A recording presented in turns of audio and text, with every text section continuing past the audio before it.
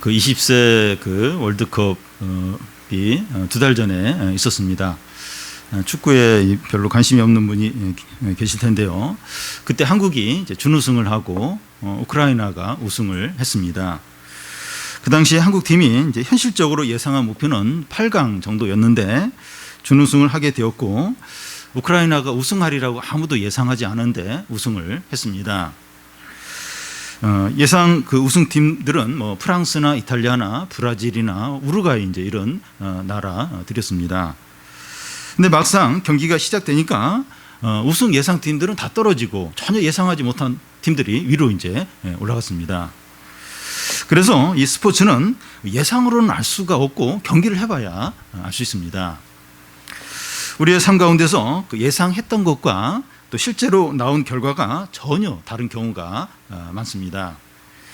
시험을 잘 보았기 때문에 당연히 합격할 것으로 확신했는데 떨어지는 경우가 있고, 또 시험을 못 봐서 불합격할 거다 이렇게 예상을 했는데 붙는 경우도 있습니다. 그래서 그 예상하고 추측하는 것은 나중에 그 결과가 얼마든지 다를 수 있다는 겁니다. 이런 부분은 이제 신앙에서도 비슷한데, 우리 자신이나 다른 사람들을 보면서 나중에 천국에 가겠다, 지옥에 가겠다 이렇게 예상을 이제 하게 됩니다. 교회를 빠지지 않고 성경 말씀도 잘 알고 봉사도 잘 하기 때문에 천국에 가겠다 하는 그런 예상을 하게 되고, 또 교회도 나오지 않고 죄도 짓고 이제 문제가 있는 사람들은 지옥에 가겠다 이렇게 예상을 하게 됩니다. 그래서 이제 마지막 날 주님이 오셔서 심판하실 필요가 없는 것 같습니다. 왜냐하면 우리가 예상대로 다 될 것 같기 때문입니다. 그러니까 딱 보면서 그래요. 저 사람은 분명히 천국 갈 거야. 또 저 사람은 지옥 갈 거야. 그 예상이 돼요. 그래서 뭐 주님이 마지막 날 오셔서 막 심판하고 그러실 필요가 없을 것 같아요. 왜냐하면 다 예상이 되기 때문에 이제 그런 생각을 하게 됩니다. 그런데 예수님이 그의 재림에 관한 세 가지 비유, 열처녀 비유와 달란트 비유와 또 이 시간 살펴볼 양과 염소 비유를 보면 이 마지막 심판 때 우리의 예상과는 전혀 다른 결과가 나오는 것을 이제 볼 수 있습니다. 열처녀 비유에서는 이 등을 준비하고 이제 신랑을 기다렸지만 기름을 준비하지 않았기 때문에 혼인잔치에 들어가지 못하는 그 이제 처녀들이 나오고, 달란트 비유에서는 한 달란트 받은 종이 주인이 엄하다고 하면서 그 달란트를 땅에 숨겨놨다가 주인이 왔을 때 내놓으니까 그 달란트를 빼앗기고 그 영원한 형벌에 던져지게 되고, 양과 염소의 비유에서는 이 지극히 작은 자를 섬기지 않는 것은 주님을 섬기지 않는 거다 이래서 또 이렇게 영벌에 영원한 지옥에 던져지게 됩니다. 우리의 예상과 주님의 심판이 다릅니다. 그래서 이 재림에 대한 비유의 말씀이 필요한 겁니다. 우리는 이 주님의 심판이 어떠하다 이것을 기억을 하고 주님의 재림을 준비를 해야 합니다. 그러니까 우리가 예상하는 거 달라요. 저 사람 천국 가겠다, 저 사람 지옥 가겠다, 내가 천국 가겠다, 내가 또 지옥 가겠다, 그거하고 이제 다른 거예요. 그래서 이 주님의 말씀을 통해서 이게 주님의 심판이 이러하구나 하는 걸 기억하고 그 준비를 이제 해야 하는 겁니다. 이 시간 살펴볼 양과 염소의 비유 말씀은 그 예수님의 마지막 설교입니다. 오늘 말씀을 포함해서 그 23장부터 그 25장 말씀은 주님의 재림에 대한 이제 말씀인데 주님의 유언과 같습니다.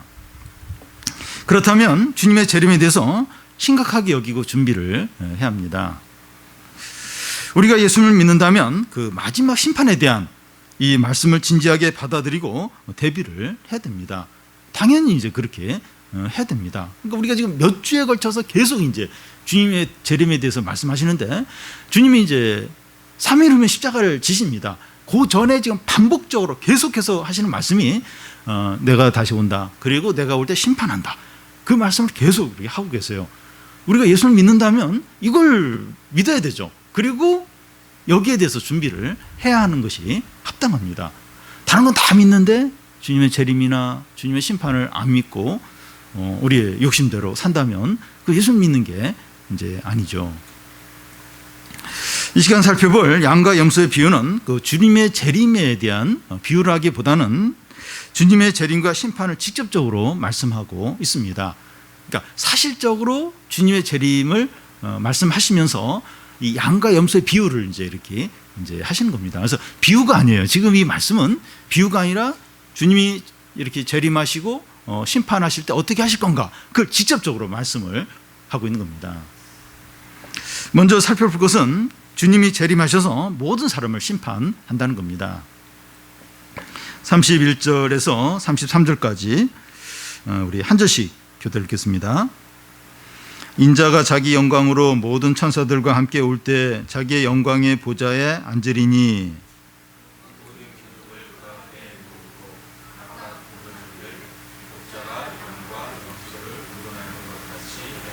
양은 그 오른편에 염소는 왼편에 두니라. 예. 예수님의 이제 초림 때, 예수님은 이제 처음 오셨을 때는 그 베들레헴 마구간에서 아주 비밀스럽게 또 가난하게 비천하게 오셨습니다. 그런데 예수님의 재림은 공개적으로 영광과 권세 가운데 오십니다. 이 31절 끝에 보면 자기의 영광의 보좌에 앉으신다고 하는데 이 모든 사람들을 심판할 재판관으로서 보좌에 앉으신 것을 말합니다. 예수님은 이 마지막 날 영광과 권세 가운데 심판주로 오셔서 모든 사람을 재판하십니다. 여러분, 예수님이 이제 이렇게 말씀하셨으면 실제로 이렇게 하십니다. 우리가 예수를 믿는다면 이 말씀을 믿고 진지하게 고민을 하고 준비를 해야 됩니다. 내가 영광 가운데 보좌에 앉으리라. 주님이 오신다는 거, 오셔서 심판을 하신다는 겁니다. 그러면 이제 그걸 다 이제 명심하고 준비를 해야 합니다. 그러면 이 마지막 날 주님이 그 영광의 보좌에 앉아서 무엇을 하십니까? 모든 민족을 이제 보좌 앞에 다 모아서 두 분류로 이제 구분하십니다. 목자가 이제 양과 염소를 이제 구분하는 것처럼 이제 구분을 이제 하는데, 양은 희고 염소는 검다고 할 수 있습니다. 양이 이제 염소보다 이제 비싸요. 좀 더 비쌉니다. 양과 염소는 헷갈릴 것이 없이 명확하게 구분이 됩니다. 양과 염소를 구분 못하는 경우는 없어요. 너무나 명확하게 구분됩니다. 임금은 양은 그 보좌의 오른편에 두고 염소는 보좌의 왼편에 둡니다. 보통 이제 오른편 하면 옳고 우월한 어떤 그런 의미가 있고, 왼편 하면 뭐 거짓되고 열등한 이제 그런 의미가 있습니다. 마지막 날 주님의 보좌 앞에서 모든 사람들이 다 모였는데, 목자가 양과 염소로만 구분하듯이 딱 두 분류로만 구분합니다. 양과 염소뿐만 아니라 뭐 사슴이나 뭐 노루 같은 그런 뭐 여러 분류로 이제 구분을 하는 것이 아니라 양과 염소 같이 딱 두 분류로만 구분합니다.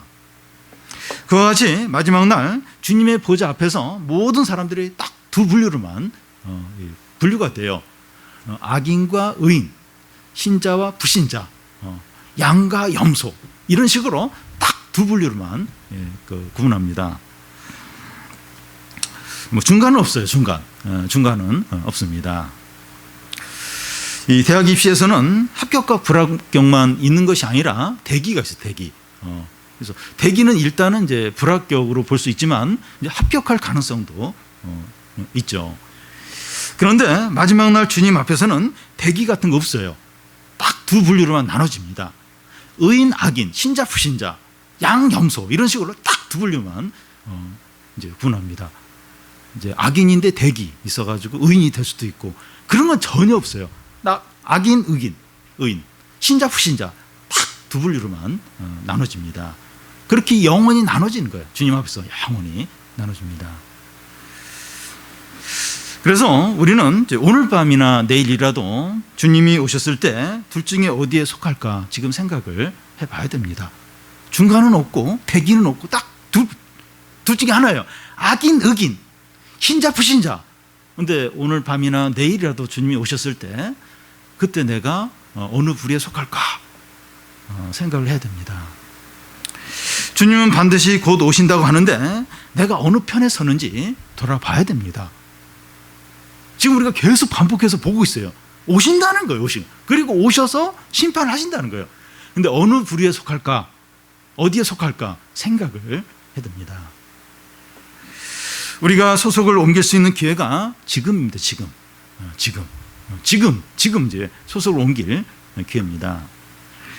우리가 염소나 악인이나 불신자 쪽에 있다면 지금 빨리 예수님의 이름을 부르고 회개해서 양과 의인과 신자 쪽으로 옮기시기를 바랍니다. 몇 등급이냐? 연봉이 얼마냐? 또 몇 평에 사느냐? 어느 차종을 타느냐 하는 구분이 중요한 것이 아니라 양이냐 염소냐, 오른쪽이냐 왼쪽이냐, 의인이냐 악인이냐, 신자냐 불신이냐, 이 구분이 결정적으로 중요합니다. 참 이렇게 중병에 걸리거나 죽음 앞에 이렇게 있게 되면 뭐 어느 학교 나왔고 또 연봉이 얼마고 그게 아무런 의미가 없어요. 그게 무슨 소용이 있습니까? 신자냐 불신자냐, 악이냐 의인이냐, 그게 이제 결정적으로 중요하죠.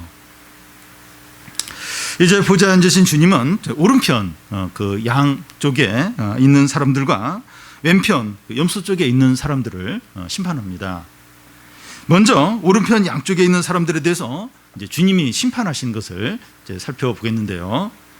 34절을 보면 그때 임금이 그 오른편에 있는 자들에게 이르시되 내 아버지께 복받을 자들이여 나와서 창세로부터 너희를 위하여 예비된 나라를 상속받으라. 여기서 임금은 주님을 이제 가리키는데 주님께서 오른편 있는 자들에게 복받을 자들이여 나오라고 합니다. 그들이 어떤 복을 받았는가 하면 창세로부터 너희를 위하여 예비된 나라를 상속받으라는 겁니다. 이 나라를 상속받는다고 하는데 이 나라를 상속받으려면 그 왕족이나 그 정도는 돼야 이제 가능합니다. 여기서 나라는 이제 하나님 나라를 가리키고 이 하나님 나라를 물려받으려면 이 하나님의 가족이 돼야 하는데 우리가 하나님의 자녀이면 가능합니다. 그러니까 하나님 나라를 물려받으려면 하나님과 한 가족이 돼요.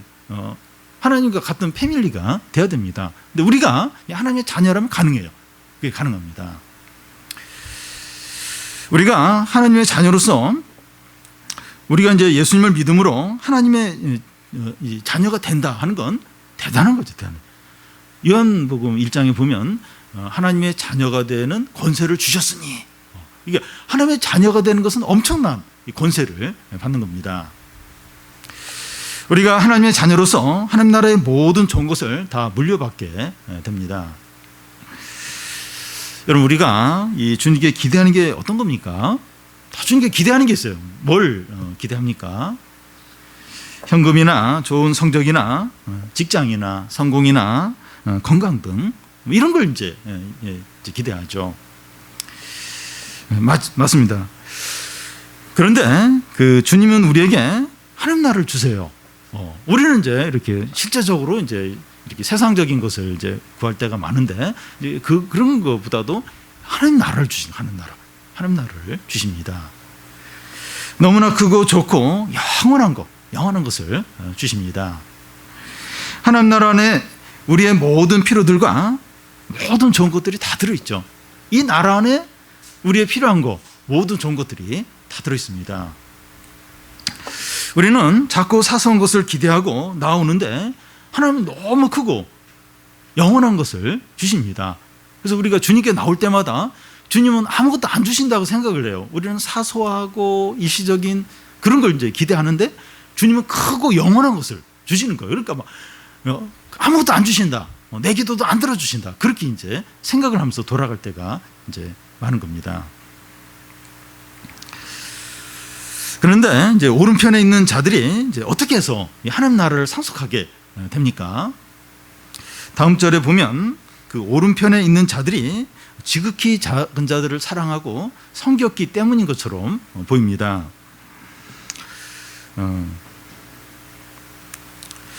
이제 그들이 이제 이런 선행을 했기 때문에 이제 하나님 나라를 받는구나, 그렇게 보입니다. 근데 그렇지 않습니다. 34절을 다시 보면 창세로부터 너희를 위하여 예비된 나라라고 하는데 창세전에 그들 위해서 준비된 나라라는 겁니다. 무슨 말인가 하면 그들이 어떤 선행을 하기 전에 은혜로 하나님 나라를 얻는다는 겁니다. 그러니까 이게 본문 문맥을 보면 이렇게 창세전에 예비된 나라를 상속하라 이렇게 하고 나서 바로 너희가 이제 뭘뭘 했기 때문이다 이렇게 이제 말씀하는 것처럼 보여요.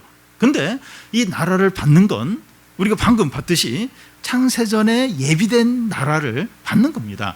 그러니까 창세전에 무슨 선행을 하기도 전에 이 나라가 그들에게 이제 은혜로 주어진 것이죠. 그래서 이 하나님 나라를 받게 되는 건 은혜예요. 어떤 선행이나 공로 때문이 아니라 은혜로 이제 받는 겁니다. 우리가 은혜로 이제 하나님의 자녀가 되었고 천국을 소유하게 되는 것이죠. 은혜로 선물로 이제 우리가 하나님 나라와 하나님의 모든 좋고 영생을 이제 받는 겁니다. 그런데 주님이 이제 말씀하시는 것을 보면 그들이 마치 선행을 했기 때문인 것처럼 보입니다. 35절, 36절을 한 절씩 교대로 읽겠습니다. 내가 줄일 때 너희가 먹을 것을 주었고 목마를 때 마시게 하였고 나그네 되었을 때 영접하였고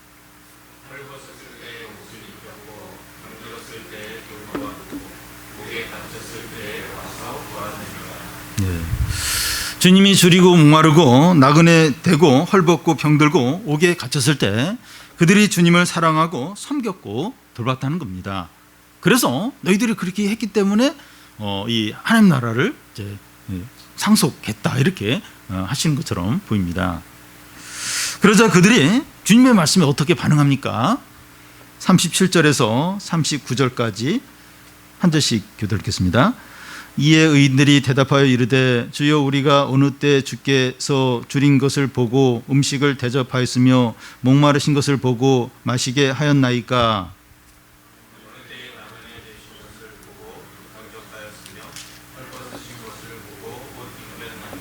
어느 때 병드신 것이나 옥에 갇힌 것을 보고 가서 배웠나이까 하리니. 그들은 우리가 언제 주님이 배고프고 목마르고 또 감옥에 갇혔을 때 찾아가서 돌보고 섬겼느냐 합니다. 자기들은 주님을 위해서 이렇게 한 적이 없다는 겁니다. 이제 이것을 이제 어떻게 봐야 하는가 하면 그들은 실제로 주님을 위해서 이렇게 한 적이 없다는 겁니다. 주님이 배고파하고 헐벗고 감옥에 갇힌 것을 본 적이 없기 때문입니다. 그들의 이런 말을 이제 좀 더 확대해서 이제 생각을 해보면 그들이 이런 선행을 했지만 기억이 나지 않고 다 잊어버렸다는 것을 이제 의미할 수 있습니다.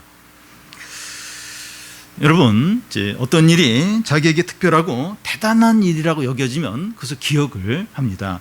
예를 들어서 큰 대회에 나와서 상을 받았든지 또 많은 사람들에게 이제 칭찬을 받았을 경우에 그게 자기에게 의미가 있어요. 그래서 그걸 자꾸 기억을 이제 다른 사람은 잊어버려도 자기는 자꾸 그것을 기억을 이제 하게 됩니다. 자기에게 특별한 거예요. 의미가 있기 때문이죠. 그런데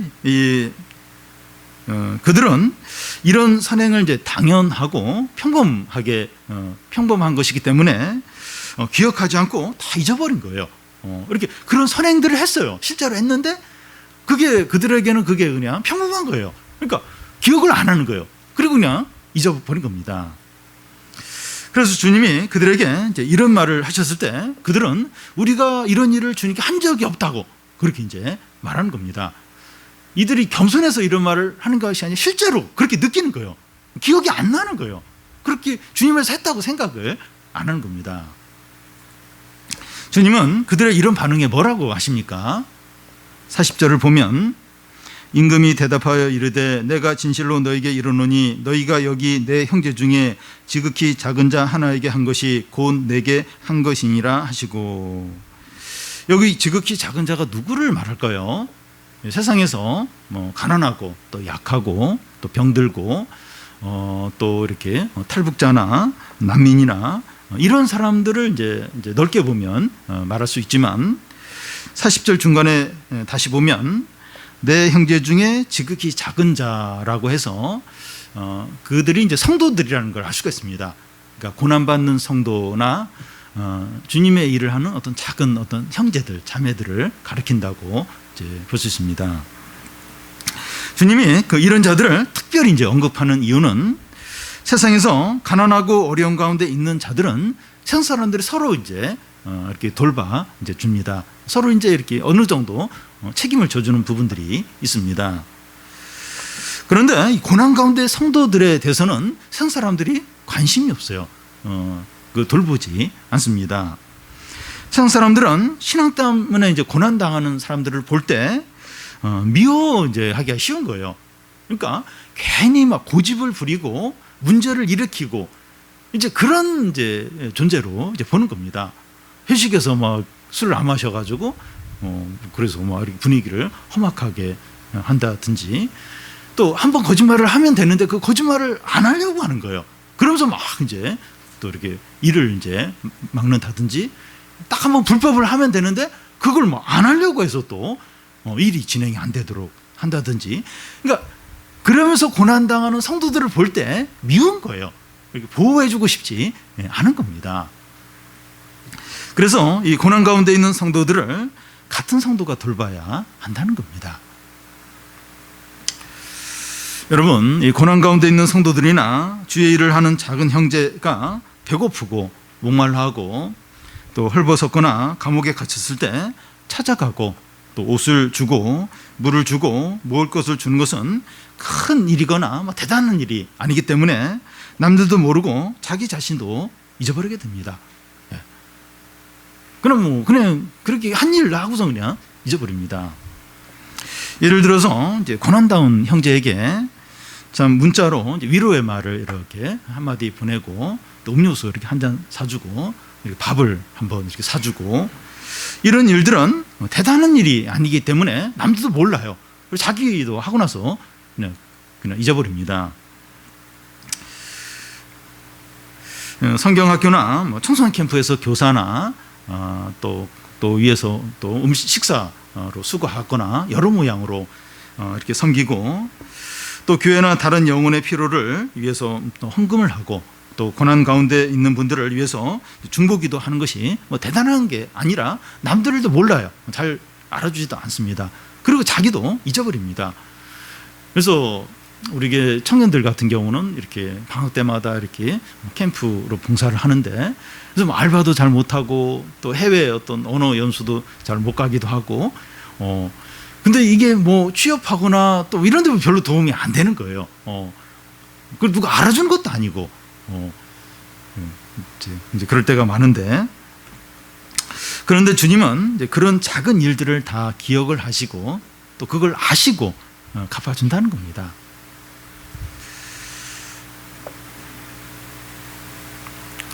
어떻게 이것이 가능한가 하면 주님은 자신을 지극히 작은 형제와 자매와 동일시하는 거예요.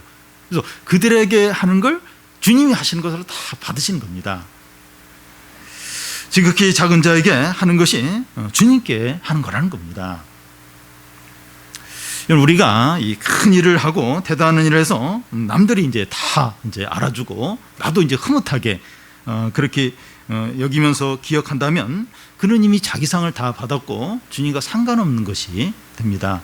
어떤 면에서 그런 대단한 일이 하나님 앞에서는 쓰레기처럼 여겨질 수 있다는 겁니다.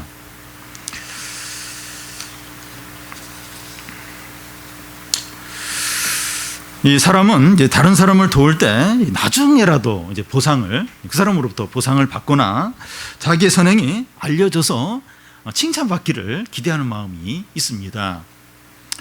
사고가 나서 이제 차에 깔려 있는 사람을 도와서 살게 해 주었는데 누가 그걸 동영상을 찍은 거예요. 그래서 인터넷에 올리면 뉴스에 나와요. 또 경찰서에서 경찰이 또 상을 줍니다. 또 대기업에서 뭐 올해의 의인상 이러면서 또 막 상금도 이제 주기도 합니다. 선행을 하면서 이런 기대를 살짝 할 수 있습니다. 예를 들어서 이제 뭐 지하철이나 어디서 이제 이렇게 쓰러진 사람을 확 도와주고 부축할 때 혹시 이런 장면을 누가 동영상으로 안 찍나 그런 기대를 살짝 이제 할 수가 있습니다. 물론 그런 기대를 안 할 수도 있지만 그러니까 선행을 하면서 뭔가 보상과 그런 걸 이제 기대를 하는 마음이 이제 사람들 안에 있습니다.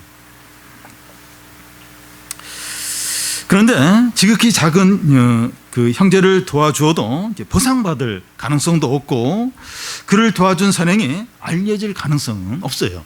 지극히 작은 이제 그런 사람을 하면 그런 게 이제 그런 기대하기가 어렵습니다.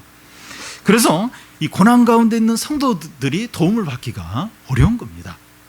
그러니까 세상에서 이렇게 어떤 비천한 가난한 사람도 도움받기가 어려운데 더더욱 고난 가운데 있는 성도들은 도움받기가 더더욱 이제 어렵게 됩니다.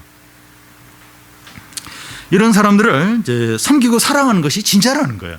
이게 진정한 섬김이고 사랑이라는 겁니다.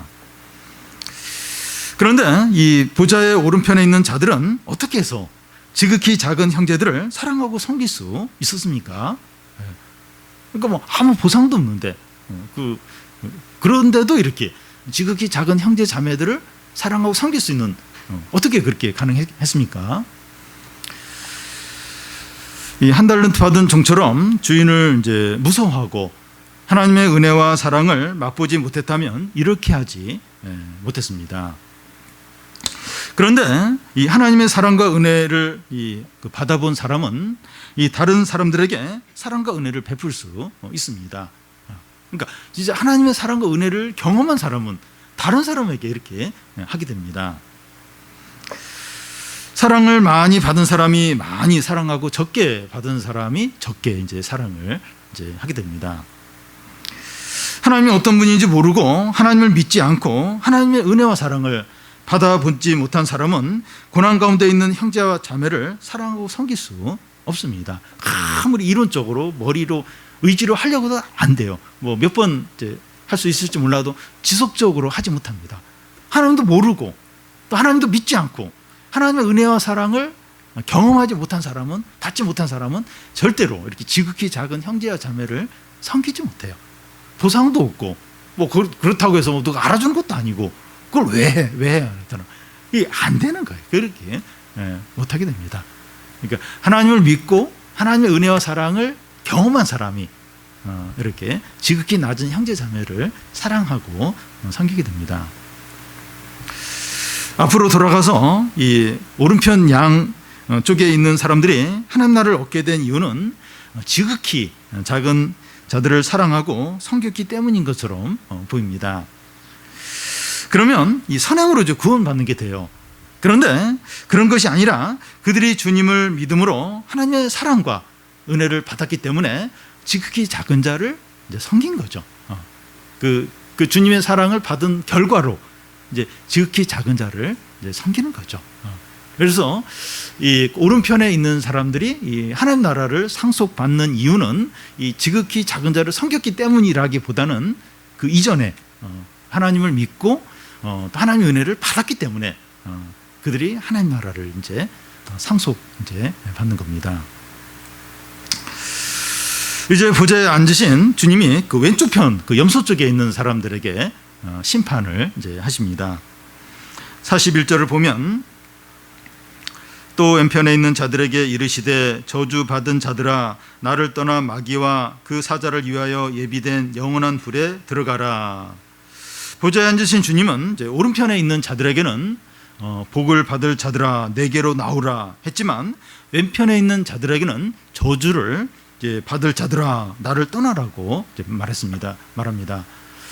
또 오른편에 있는 자들에게는 창세로부터 너희를 위하여 예비된 나라를 상속하라 이렇게 했는데 왼편에 있는 자들에게는 마귀와 그 사자들을 위해서 예비된 영원한 불에 들어가라고 이렇게 말합니다.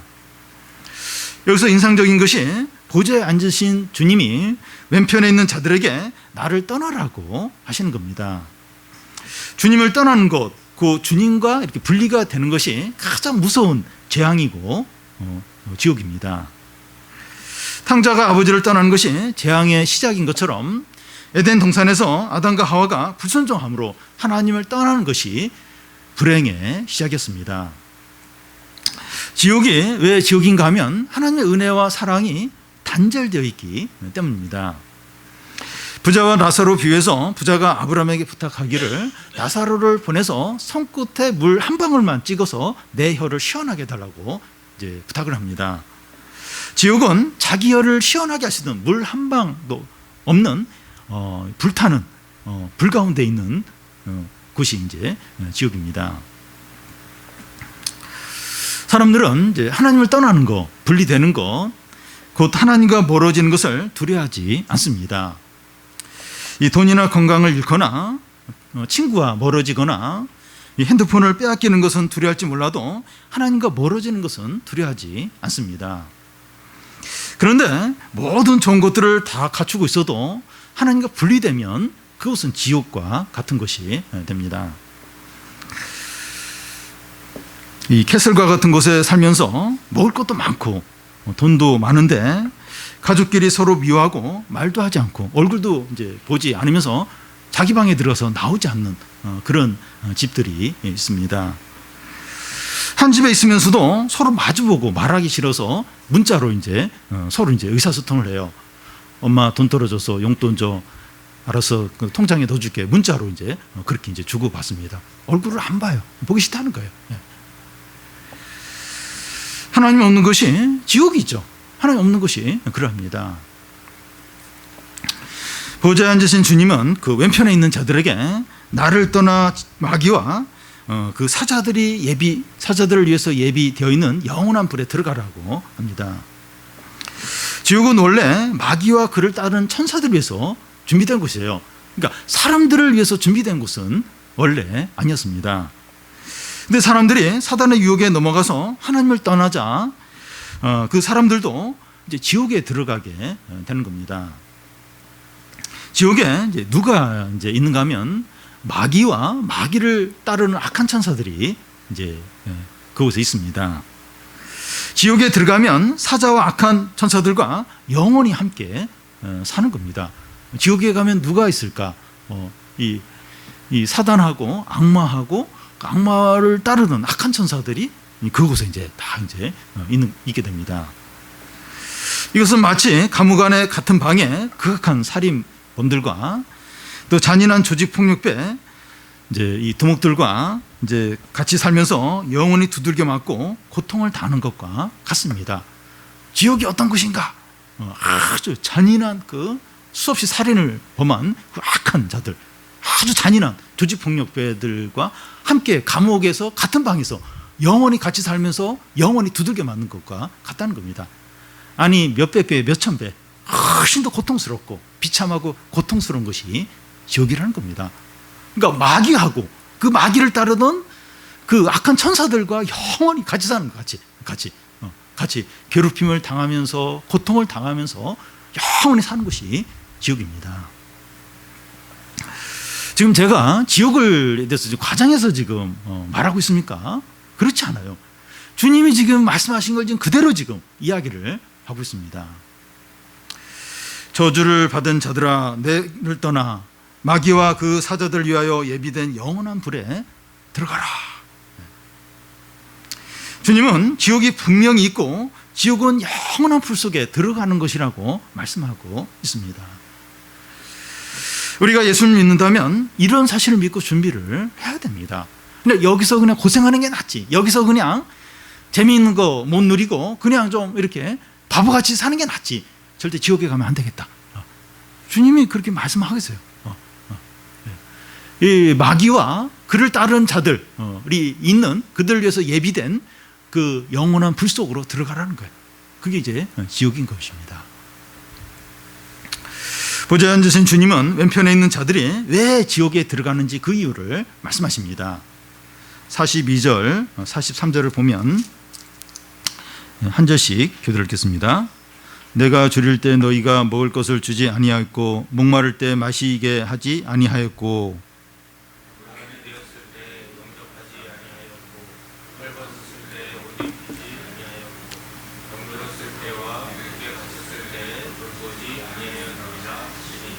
예. 그들은 오른편에 있는 자들과 반대로 했습니다. 주님이 목말라하고 배고파하고 헐벗고 감옥에 갇혀 있을 때 돌보지 않고 사랑하지 않았다는 겁니다. 그러자 왼편에 있는 자들이 뭐라고 대답을 합니까? 44절을 보면 그들도 대답하여 이르되 주여 우리가 어느 때 주께서 줄이신 것이나 목마른 것이나 나그네 되신 것이나 헐벗은 것이나 병든 것이나 옥에 갇힌 것을 보고 공양하지 아니하더이까. 예. 그들은 우리가 언제 주님이 목말라하고 배고파하고 병들고 헐벗고 감옥에 갇혔을 때 돌보지 않았냐고, 우리가 언제 주님을 사랑하지 않았냐고 말합니다. 무슨 말인가 하면 우리는 열심히 선행을 했다는 겁니다. 남들도 이런 사실을 다 알고 우리가 그것을 기억하고 있다는 거예요. 우리가 그것을 자랑스럽게 여긴다는 겁니다. 마치 마태복음 7장에 주여 주여 하는 자들과 이제 비슷한데, 이제 그들이 이제 말하기를 우리가 주의 이름으로 귀신을 쫓아내고 또 선지자 노릇하고 많은 권능을 행했다는 겁니다.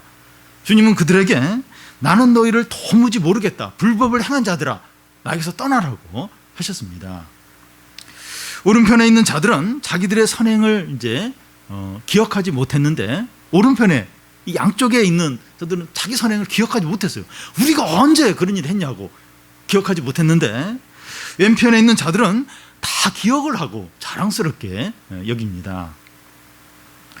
자기의 선행을 다 기억하여 자랑스럽게 여기는 자들은 주님께 거부를 당해요. 내가 너희를 모른다는 거예요. 놀라워요. 그러니까 자기의 선행을 하나도 기억을 못하는 사람은 주님께 이제 칭찬을 받아요. 하나님 나라를 상속하라 그렇게 하는데, 자기의 선행을 다 기억을 해요. 또 자랑스럽게 여겨요. 이런 사람은 하나님께 거부를 당해요. 영원한 지옥에 던져지게 됩니다. 놀라워요. 놀랍습니다. 여러분, 그래서 이렇게 자기의 어떤 선행이나 자기의 이렇게 막 알려지고 사람에게 칭찬받고 이걸 두려워해야 돼요. 두려워야 됩니다. 자기가 계속 그걸 기억을 하는 거예요. 그 사람들이 다 알고 사람들 칭찬받고 두려워해야 돼요. 하나님으로부터 버림받을 수 있다는 거예요. 근데 자기가 선행한 거 기억도 안 나요. 사람들이 알아주지도 않아요. 너무 이제 적은 일이기 때문에. 근데 그게 얼마나 복된지 모른다는 겁니다. 주님은 왼편에 있는 자들에게 뭐라고 말합니까? 45절을 보면 이에 임금이 대답하여 이르되 내가 진실로 너에게 이르노니 이 지극히 작은 자 하나에게 하지 아니한 것이 곧 내게 하지 아니한 것이니라 하시니라. 왼편에 있는 자들은 대단한 선행을 했다고 하는데 주님은 하지 않았다고 합니다. 마치 마태복음 7장에서 그들은 주님의 이름으로 선지자 노릇하고 귀신을 쫓아내고 권능을 행했지만 하나님의 뜻대로 행하지 않아서 버림을 이제 받는 것과 같습니다. 그러니까 주님을 위해서 귀신도 쫓아내고 뭐도 했는데 거기 보면 주여 주여 하는 자마다 이제 천국에 들어가는 것이 아니라 하나님 뜻대로 행하는 자만 들어갑니다. 그러니까 하나님 뜻대로 행하지 않았다는 겁니다. 이 대단한 선행들과 하나님 뜻대로 행하는 것과 이제 차이가 있는데 어떻게 된 겁니까? 그러니까 이 하나님 뜻대로 행하는 게 뭐냐 하는 게 이제 중요합니다. 하나님의 뜻은 주의 이름으로 지극히 작은 형제나 자매를 사랑하고 돌보는 겁니다. 예수님은 이 땅에 오셔서 하나님 뜻대로 행하셨습니다. 예수님이 그 사랑하고 섬긴 자들이 누굽니까? 세리들과 창녀들과 온갖 죄인들, 가난한 자들, 병든 자들, 소외된 자들, 어린아이 같은 자들을 사랑하셨죠. 그들을 섬기셨죠. 예수님은 대제사장들, 서기관들, 또 귀족들, 또 왕들, 그들과 친하게 지내고 또 그들과 함께 어울리고 그렇게 하지 않으셨어요. 지극히 작은 자들을 사랑하셨고 그들을 섬기셨고 그들을 위해서 모든 것을 하셨습니다. 그게 이제 하나님의 뜻이죠. 그런데 왼편에 있는 자들은 눈에 쉽게 드러나고 사람들에게 칭찬받고 자기에게 자랑이 되는 그런 선행들을 열심히 하는데 자기를 희생하고 손해보고 이 드러나지 않는 선행은 하지 않는 겁니다. 바리새인이 한 거하고 이제 비슷하죠. 이렇게 진짜 이제 해야 될 그런 건 안 한 거예요. 이렇게 안 드러나고 이제 그런 건 안 한 겁니다. 하나님 뜻대로 행하지 않은 겁니다. 근데 우리 생각에는 어떤 선행이라도 하면 되는 것이지 무슨 차이가 있나 이런 생각이 이제 들 수 있는데 근데 주님은 지극히 작은 형제나 자매에게 어떻게 행하느냐 하는 것이 구원과 심판을 결정을 한다는 겁니다. 뭐 얼마나 많은 일을 하고 뭐 큰 일을 하고 뭐 그게 아니라 지극히 작은 형제와 자매에게 어떻게 했느냐, 거기에 따라서 구원과 심판이 결정이 된다는 겁니다. 어쨌든 뭐 선행으로 이제 구원받는 것처럼 보이는데 그렇지 않고 이런 선행은 결과물이라는 거예요. 주님을 전심으로 믿고 사랑하고 주님의 은혜를 경험한 사람은 결과적으로 지극히 작은 자를 사랑하고 섬긴다는 겁니다. 그러니까 이것도 뭐 지극히 작은 자를 사랑하고 섬기는 이런 자가 이제 천국에 들어가니까 이것도 이렇게 선행으로 구원받는 거 아니냐, 그게 아니고 주님을 전심으로 믿고 주님을 사랑하고 하나님의 은혜를 경험한 사람은 결과적으로 지극히 작은 자를 사랑하고 섬기게 된다는 겁니다. 그래서 왼편에 있는 사람들이 지극히 작은 자를 섬기지 않은 것은 주님을 믿지 않고 주님을 사랑하지 않고 하나님의 은혜와 사랑을 경험한 적이 없기 때문입니다. 그러므로 그들이 지옥에 가는 이유는 지극히 작은 자를 섬기지 않는 것 이전에 주님을 믿지 않고 사랑하지 않았기 때문입니다. 그게 이제 지극히 작은 자를 섬기지 않은 것으로 드러난 것 뿐입니다. 딱 드러난 거, 딱. 이 사람이 진짜 예수님을 전심으로 믿고 전심으로 사랑하고 하나님의 은혜를 받았느냐, 그렇지 않느냐. 그게 그러니까 지극히 작은 자에 대한 태도가 어떠냐 하는 것 속에서 딱 드러나는 거예요. 딱. 그래서 이제 지극히 작은 자를 섬기지 않은 자가 이제 영원한 지옥에 던져지는 거예요. 왜냐하면 그 사람은 하나님을 진짜 안 믿어요. 하나님을 진짜 사랑을 안 해요. 하나님의 은혜와 사랑을 경험한 적이 없어요. 그게 이제 딱 그걸로 드러나는 겁니다. 성도 여러분, 우리 주위에 고난 가운데 있는 성도들과 주님을 섬기는 작은 형제와 자매들에 대한 태도가 어떠하냐 하는 것이 우리가 왼편에 있는 자들인가 아니면 오른편에 있는 자들인가, 우리가 주님을 진정으로 믿고 사랑하는가 그렇지 않는가, 하나님의 은혜와 사랑을 전적으로 경험했는가 그렇지 않은가 하는 것을 드러냅니다. 진짜 이렇게 무시해도 아무렇지도 않고 뭐 누가 뭐라고 할 사람도 없고 다들 뭐 그렇게 하는 것 같고, 그런 참 이렇게 고난 가운데 있는 형제와 자매, 또 주님의 일을 힘쓰는 진짜 보잘것없는 그런 형제와 자매에 대한 태도가 어떠냐, 이게 우리가 오른편에 있느냐 왼편에 있느냐, 주님을 진정으로 믿고 사랑하느냐 아니면 그렇지 않느냐, 하나님의 은혜와 사랑을 경험했느냐 그것을 경험하지 못했느냐 하는 것을 드러냅니다. 사랑하는 성도 여러분, 우리가 주님을 진정으로 믿고 사랑으로 하나님의 은혜를 받았다면 우리는 자연스럽게 지극히 작고 보잘것없는 형제 자매들을 사랑하고 섬기게 됩니다. 자연스럽게 그렇게 돼요. 그들에게 마음을 가게 됩니다. 우리도 예수님처럼 온갖 죄인들을 불쌍히 여기고 어린아이같이 약하고 부족한 자들을 용납하고 방황하는 영혼들을 안타깝게 여깁니다. 탕자가 돌아왔을 때, 탕자 같은 사람이 돌아왔을 때 그들을 이렇게 귀하게 여겨, 너무나도 사랑스럽게 여깁니다. 첫째 아들처럼 저런 놈을 왜 이렇게 잘 대주냐고, 왜 받아주냐고, 그렇게 하지 않는다는 거예요. 내가 진짜 예수를 믿고 주님을 사랑하고 진짜 하나님의 은혜와 사랑을 경험했다면 진짜 보잘것없는 사람, 그 약한 사람, 이런 사람들을 귀하게 여기고 사랑하고 또 참 죄 가운데 있는 사람들 불쌍히 여긴다는 겁니다. 지극히 작고 보잘것없는 자들을 사랑하지 않는 자는 어떻게 됩니까? 46절에 보면 그들은 영벌에 의인들은 영생에 들어가리라 하시니라. 그들은 영원한 지옥에 들어가게 됩니다. 지극히 작은 형제 자매를 사랑하지 않고 무시하고 이런 자들은 영원한 지옥에 들어간다는 겁니다. 주님이 그렇게 말씀하시면 그렇게 되는 거예요. 그렇지 않을 거라, 그렇다는 겁니다. 아무리 막 이렇게 놀라운 대단한 일을 하고 그랬다 할지라도 지극히 작은 보잘것없는 그런 성도들, 또 참 그런 주님의 일을 하는 그런 분들을 이렇게 사랑하지 않고 그들을 섬기지 않으면 그냥 막 다른 거 뭐 교회를 얼마나 다녔고 직분이 어떻고 뭘 하고 그거 아무 상관없이 얼마나 유명하고 얼마나 막 대단하고 그거 아무 상관없이 그냥 영원한 지옥에 던져진다는 겁니다. 뭐 말할 것도 없다는 거예요. 말할 것도 없다는 겁니다. 왜냐하면 주님이 그렇게 말씀하세요. 지극히 작은 자에게 하지 않은 게 나에게 하지 않은 거라는 거예요. 그들은 영벌에 들어간다는 겁니다. 그러면 그런 겁니다. 그런 겁니다.